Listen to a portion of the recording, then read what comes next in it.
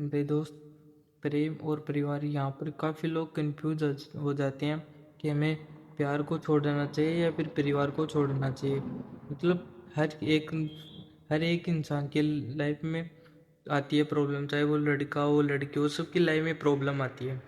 तो मैं यहाँ पर प्रेम और परिवार के बीच में दो तरह के लोग होते हैं। पहला वो लोग होते हैं जो परिवार के लिए अपने प्रेम को छोड़ देते हैं, और दूसरा वो लोग होते हैं जो प्रेम के लिए परिवार को छोड़ देते हैं।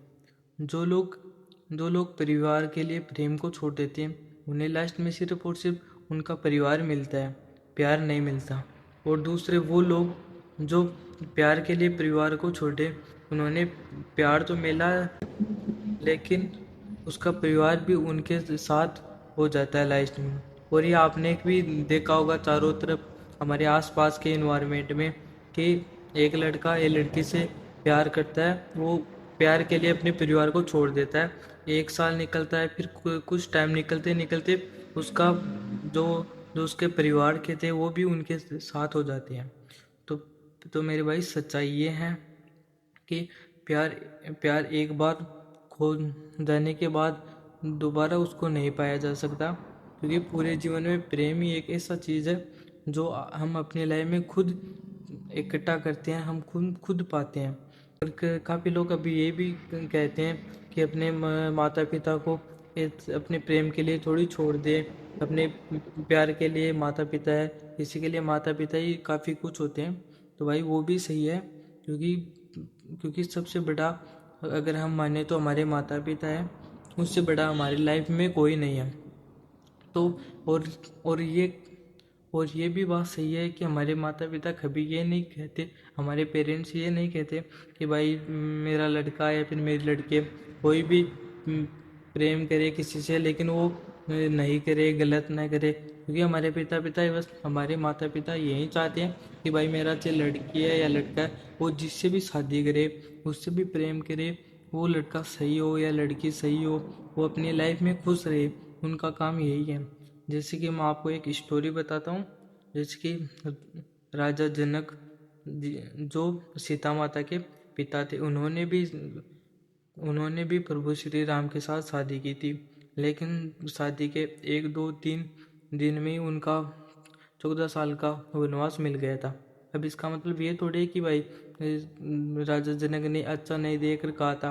राजा जनक का तो जो उनके पिता थे, पिता का इतना ही काम होता है कि सामने वाला अच्छा हो, वो अपने लाइफ में खुश हो सके। फिर भी राजा जनक ने बस यही देकर कहा था भाई कि हाँ अच्छे महल है, सीता माता खुश रहेगी। लेकिन सीता माता को कुछ दिन के बाद में भी वनवास मिल गया, वो भी 14 साल का। तो देखो, जो 14 साल का वनवास मिला, वो कोई ये नहीं था कि भाई राजा जनक ने जानबूझकर किया। भाई ये जो हमारे लिखे हुए होते हैं ना कर्म, वो उसके अकॉर्डिंग हमें उसका फल मिलता है।